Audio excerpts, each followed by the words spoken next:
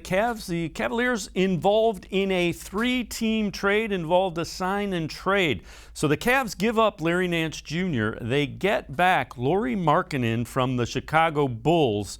The Blazers also involved in this 3-team trade, and that's where Nance heads as the Bulls get Derek Jones, a Blazers lottery first-round pick, lottery-protected first-round pick, and a Cavs future second-round pick.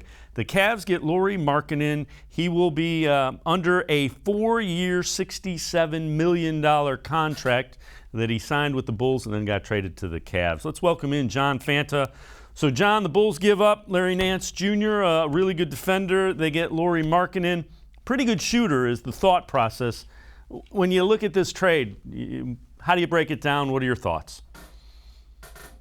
Well, it's not so much about Lauri Markkanen. It's more about the fact that the Cavaliers now have money locked up with Jared Allen, with Kevin Love, with Evan Mobley, their first-round draft pick, and now with Markkanen. Lauri Markkanen making $67 million in that neighborhood. You're paying him money that says starter money in the NBA. And I'm not sure if Lauri Markkanen is that talented of a player. 2 years ago, you're talking about someone who averaged 19 and 9. I think that the fact of the matter is this. You just traded away one of the heart and soul guys of your franchise, Larry Nance. All right, he's been injury prone. I get why he was a trade piece. He was thought to be one of the Cavs, one of their more valuable assets to potentially deal.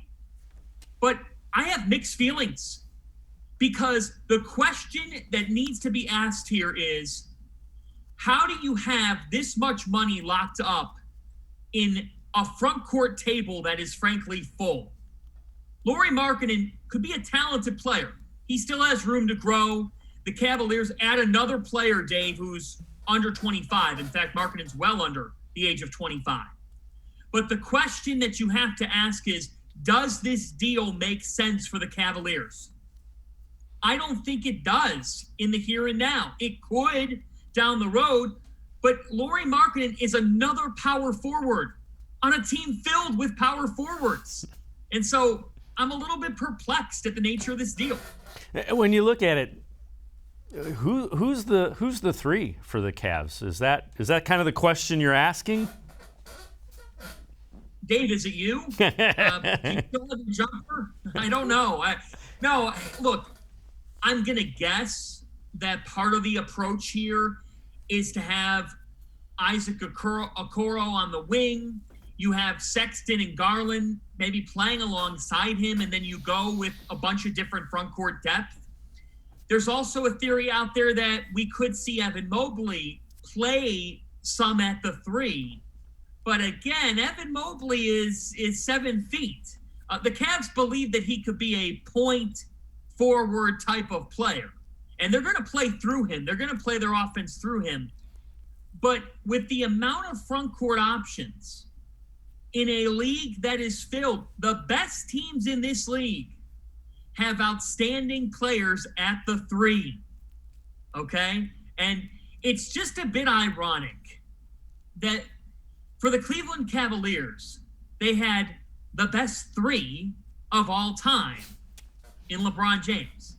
And since him, they really haven't had anybody that plays the 3 position naturally and naturally well.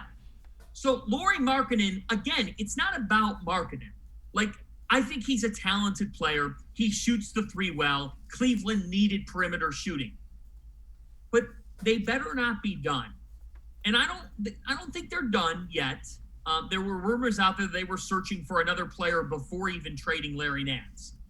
But they have to find a serviceable wing here. There's some talented pieces, but in the backcourt, the Cavs are undersized. And in the front court, they have so many chefs in the kitchen. So what's happening? What's happening? It's perplexing right now. You know, the size in theory, one school of thought would say that allows them to play both Sexton and Garland and not necessarily worry about it, because you got Mobley who can kind of erase guys trying to post up. You've got Allen who can, in theory, erase guys. Markkanen's a big guy, but I don't know that you really think defense when you think of Markkanen. That is the key to this trade that has me wondering what exactly the mindset is, because he's not a guy with a lot of lateral quickness. That's the one con to Lauri Markkanen's game.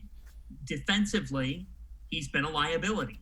So you really can only play him on an opposing four. Oh, wait, you have Kevin Love, and you have Evan Mobley now, and you have Jared Allen, who will play the 5, and will be the steady guy at the 5. So it's just one of those things where you say, okay, where are we putting Markkanen on the floor? If you're the Cavs coaching staff, that makes sense from a defensive perspective. And if you are playing him at the 4, that means you have really a conundrum at the 3. But the fact is, Markkanen wasn't going to play the 3 because defensively, we just summed up who he is as a defender. I think he's filled with potential, right? I mean, you're talking about a guy who's 2 years removed from averaging 19 and 9, and he's in his early 20s. So for the Cavaliers, they're betting that they can develop Lauri Markkanen even more.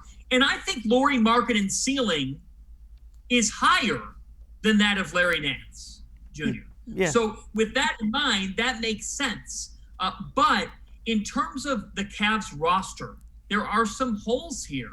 And Markkanen as a defensive player, that's one of the cons for a team that just drafted Evan Mobley in a major effort to try to get better defensively.